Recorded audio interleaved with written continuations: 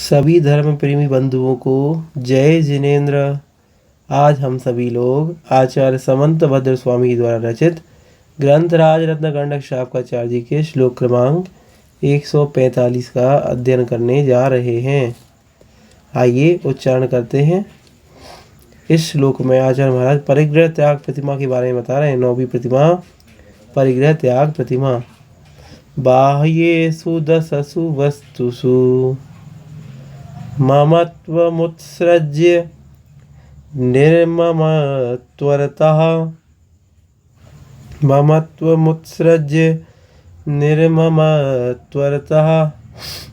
स्वस्थः संतोषपरा परिचित्य परिग्रहात् विरतः।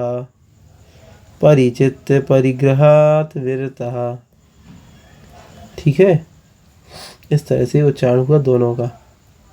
अब चल रहे हैं अपन अर्थ की ओर।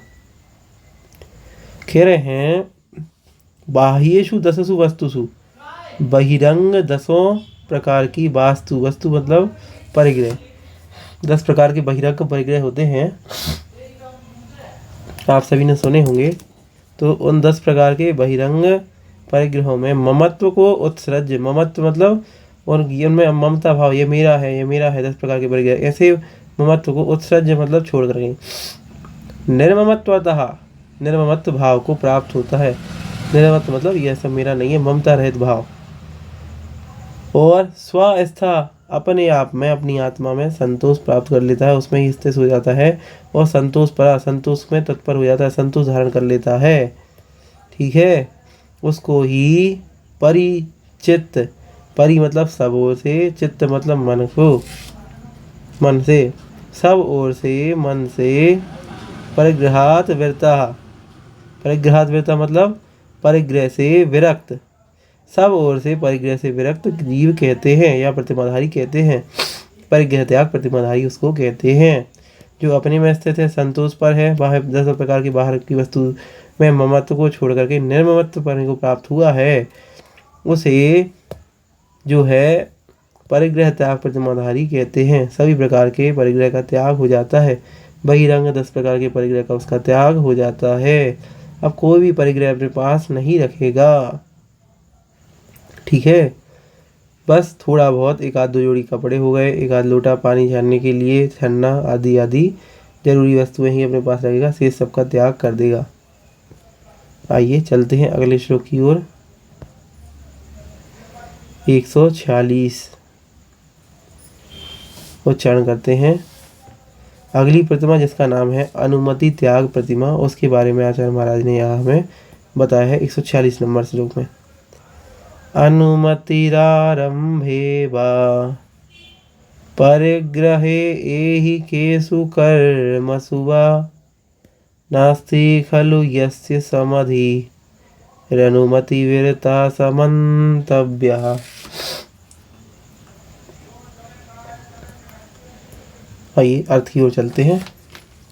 अनुमति आरंभे वा परिग्रहे, अनुमति का त्याग होगा काय में, आरंभ में और परिग्रह में, और यही केशु कर्मसु, यही केशु मतलब यह लोक संबंधी कर्मों में, कार्यों में।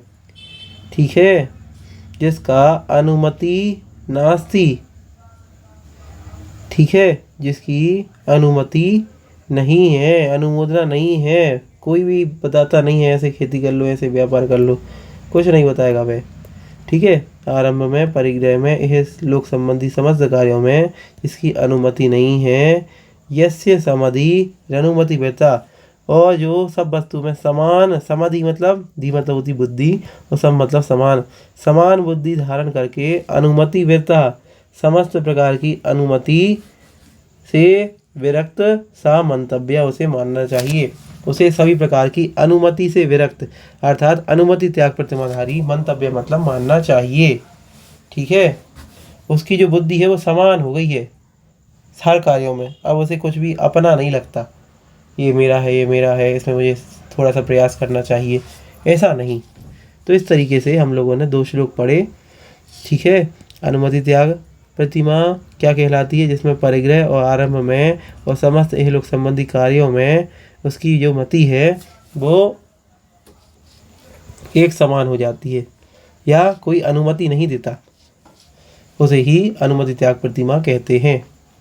इस तरह से 2 श्लोक और हम लोगों ने पढ़े और इसी के साथ इस वीडियो को यहाँ समाप्त करते हैं। सभी पुनः पढ़िएगा, 2-3 बार पढ़ें, समझ में आएगा। तब तक के लिए सभी को जय जिनेंद्र।